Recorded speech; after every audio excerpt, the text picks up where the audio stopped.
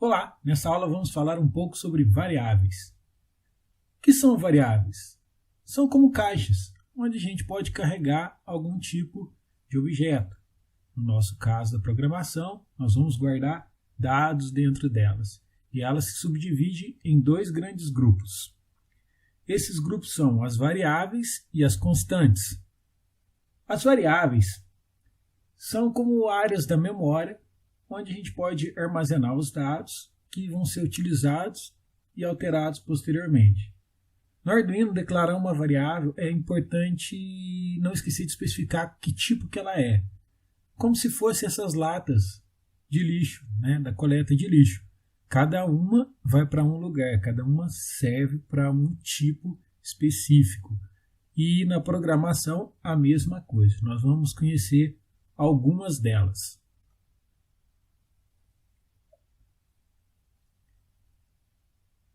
Booleana.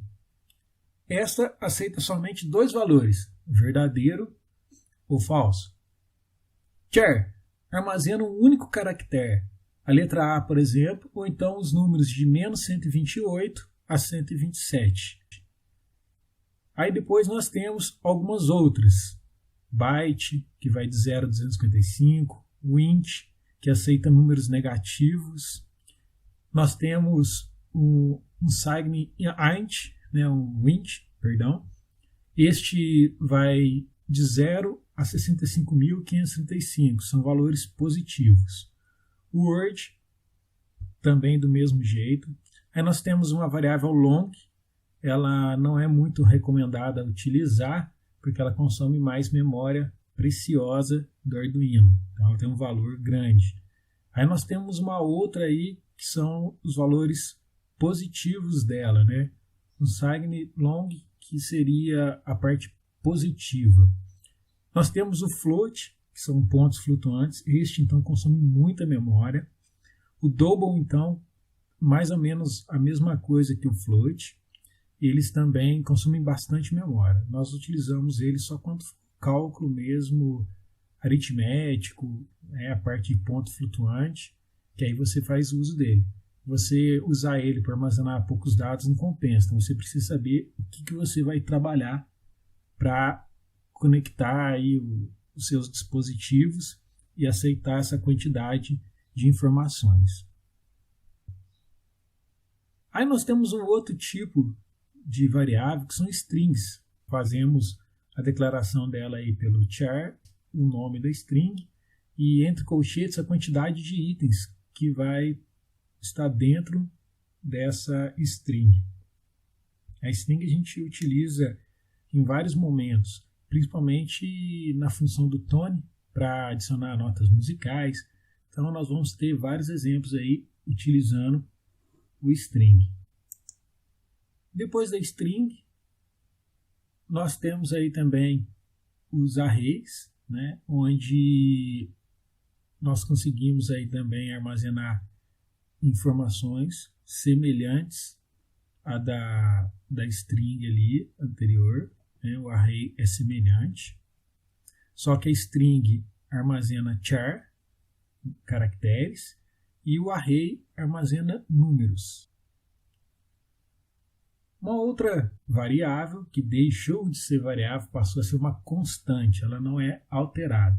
O Arduino, então, inclui alguns conjuntos de palavras-chave pré-definidos, com valores que são especiais, como high-low, quando você deseja ligar alguma coisa. Você tem um input e output, que é a parte de entrada e saída de dados para fazer declaração. True e false, verdadeiro ou falso, que indicam se a condição verdadeira ou é falsa. Algumas funções básicas.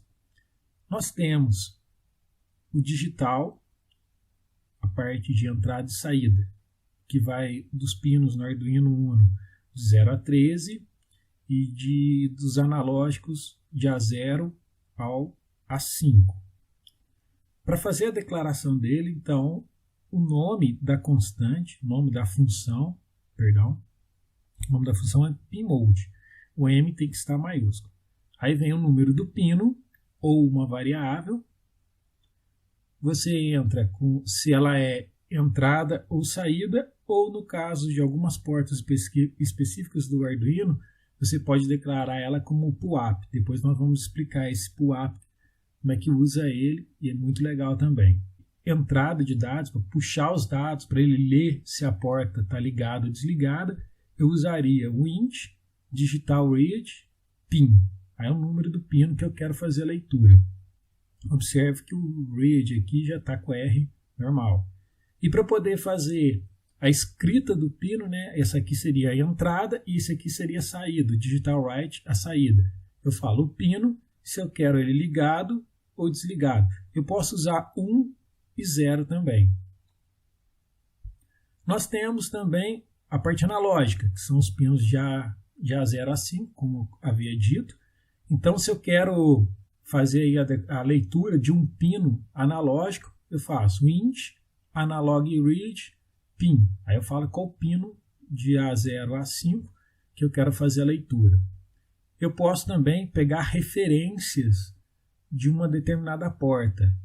Isso é útil para fazer algumas calibrações. Aí seria o mesmo esquema, você coloca analog reference e vem aí se vai ser default, interno ou externo. Um desses que dá bastante problema é o Tiny 85, é um que a gente usa o analog reference. PWM out. PWM é a porta digital através de pulsos.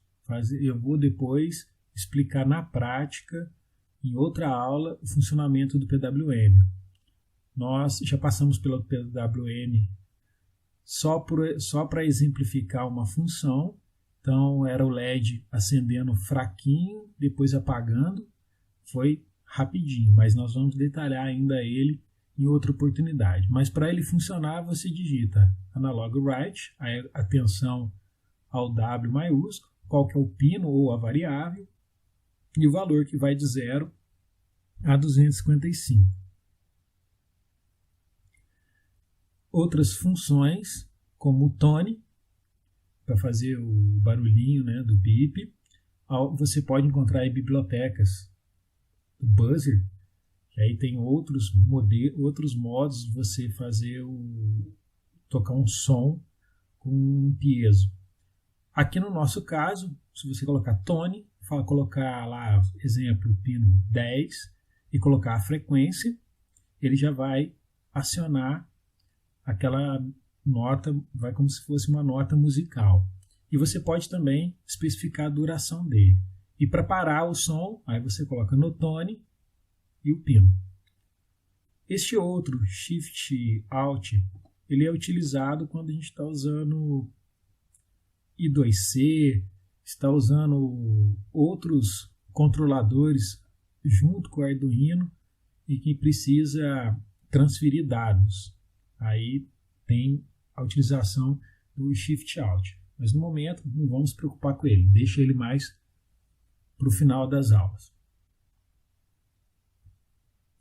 Nós temos a função time. Essa função é útil quando nós queremos não prender o Arduino a uma única tarefa, como se ele fizesse várias tarefas ao mesmo tempo. E a gente pode usar o time também, nós podemos usar o time para controlar a quantidade de tempo que já percorreu o Arduino. Cuidado, porque ele estoura a memória dele, enche a memória dele. Por exemplo, se você colocar lá o milis e ficar computando, deixar o Arduino ligado direto, a memória tem que ser um segment long, justamente para poder conseguir aí, armazenar até 50 dias. O ideal de trabalhar com hora é usar um módulo de clock separadamente. Isso aqui é só para coisas pequenas mesmo dentro do Arduino. Aí quando é micro ainda, é menor ainda que o milis, a questão de trabalhar com no máximo 70 minutos. O delay, este a gente usa muito dentro do Arduino, que é uma pausa em milissegundos, né? Então coloca aqui 100 milissegundos, ele espera 1 segundo. Esse nós já passamos em alguns exemplos. Nós temos também algumas funções matemáticas, como mínimo, máximo, média, a parte de tangência, cosseno, seno. Uso mais o mínimo, máximo, às vezes o ABS. Agora, o MAP a gente utiliza bastante. Destas funções matemáticas aqui, a que eu mais utilizo é o MAP. Ela pega um valor e que vai ser armazenado numa memória e você tem o limite mínimo e limite máximo. E aí ela faz a conversão para o limite mínimo e máximo que você especificar. Um exemplo. Vamos supor que seu sensor faça a leitura de 0 a 1023. Num LED, para usar o PWM para fazer ele piscar, não dá para especificar de 0 a 1023. Ele vai de 0 a 255. Então, eu faria o quê? Eu colocaria lá o valor, vírgula, 0, 1023,0,255. E aí ele faz a conversão automaticamente proporcional. Ele é muito utilizado, a gente gosta muito de utilizar ele para fazer esses mapeamentos. Números randômicos. O random, nós utilizamos ele para piscar aleatoriamente, ele gerar um outro número para uma determinada função. Então, o random ele funciona para esse tipo de coisa, fazer números aleatórios. E você tem como variável, você pode colocar long, você pode colocar int também, se quiser. No caso do random, você pode já especificar o número máximo, que ele já pega do 0 a tal número, ou você pode especificar, vamos supor, eu quero de 10 a 20, aí você coloca 10,20. Uma outra coisa que acontece é que o random do Arduino às vezes não funciona muito randomicamente, não. Às vezes é legal a gente pegar a referência de uma porta analógica que capta aí sinais de ondas de rádio, magnetismo. Ela pega essas interferências. E aí você usa essas interferências para gerar um número aleatório. Então ele fica realmente aleatório. Essa biblioteca ela é responsável por nos dar o feedback. A gente usa a porta serial para saber o que está acontecendo com o Arduino. Então, no meio da sua programação, você vai colocando para ele imprimir, fazer o print. Você pode colocar para ele também escrever os dados também numa determinada parte da memória. Ou então você pode transferir esses dados para algum outro dispositivo. Então, o seu Arduino está conectado a um outro dispositivo e você transmite os dados pela serial para esse outro dispositivo. Você também pode ficar monitorando a porta serial pelo Serial Event.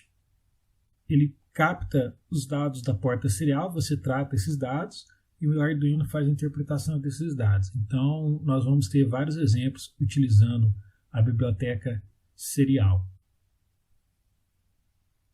Uma outra biblioteca que a gente usa bastante é a do servo, onde nós atachamos aqui o servo, exemplo, pino 9, e colocamos aqui os valores que ele vai girar. O servo normalmente é de 0 a 180 graus. Existem alguns modelos de servo que são de rotação contínua, mas é bem específico. Aí no nosso caso, quando a gente coloca lá a declaração do servo, normalmente a gente só coloca a taxa e o número do pino. A gente não coloca nem mínimo nem máximo. E aí para você fazer o servo girar, você coloca right e o ângulo. Você pode também fazer ele andar devagar, andar um pouco mais devagar na hora de fazer o giro, caso seja da sua vontade, para ele não girar tão rápido. A função int read, que você lê aonde o servo parou. Detache, legal de utilizar ele, porque ele passa a economizar energia também. Então você posiciona o servo numa posição e desliga o servo. Então isso é interessante. Só que aí depois você tem que ligar o servo de novo através da taxa. Não é simplesmente digitar o right e o ângulo que ele vai voltar, não. Você tem que atachar ele novamente no seu Arduino. Se você tem aí alguma dúvida, não deixa de utilizar o nosso formulário de contato para entrar em contato com a gente. E até a próxima aula.